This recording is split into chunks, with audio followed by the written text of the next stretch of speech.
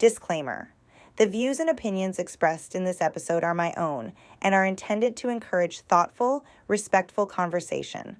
This discussion is not meant to diminish anyone's experiences, dismiss injustice, or attack any individual or community.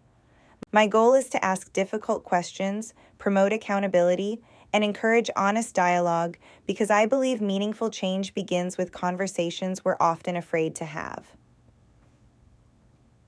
Today, we're going to step into a conversation that may be uncomfortable for some, but I believe it's one that needs to be had. Let's talk about the Black Lives Matter movement. Before I begin, I want to be very clear. I believe that Black lives matter, and I also believe that all lives matter. To me, those two statements are not contradictory, they can exist together. Every human life has value, dignity, and worth. I also recognize that there have been injustices throughout history and that there are still inequities within our systems today. Acknowledging those realities is important. But I also believe that accountability belongs in this conversation. One of the questions that continues to weigh on my heart is this: if we say Black Lives Matter, and they absolutely do, then at what point do we also begin addressing the number of Black lives that are being lost at the hands of other Black people? When do we have the courage to ask ourselves what role we play in changing our own communities? This isn't about placing blame on one group while ignoring another. It's about recognizing that if we truly value Black lives, then every Black life should matter, regardless of who is responsible for taking it. Accountability and justice should never be selective. At what point do we get back to standing together instead of standing against one another? As someone who is biracial, I embrace both sides of my family. I don't see myself as having to choose one side over the other. Because of that, I've experienced and observed conversations from different perspectives. And one thing that has always troubled me is how quickly we can divide one another within our own communities. Why do we judge people before we even know them? Why do we dislike someone because of something we've heard instead of taking the time to understand who they are? Why have we become so comfortable labeling one another? Statements like, "You lost your Black card," or "You sound white," have always bothered me. What does that actually mean? Does speaking professionally make someone less Black? Does using proper grammar, pursuing education, or speaking a certain way somehow determine a person's identity? To me, those statements send the wrong message.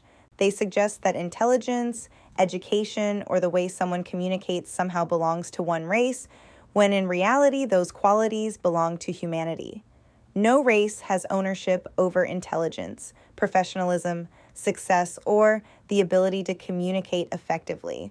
When someone says another person sounds white, I can't help but wonder what they're really saying. Are we unintentionally limiting ourselves? Are we reinforcing stereotypes that should have been left behind years ago? We should be encouraging one another, not tearing one another down because someone doesn't fit a stereotype. My hope is that we return to a place where we genuinely love one another, where we respect differences within our own communities, and where accountability becomes something we all embrace instead of something we only expect from others. I'm not saying there aren't unjust things happening within our legal system, our institutions, or society as a whole.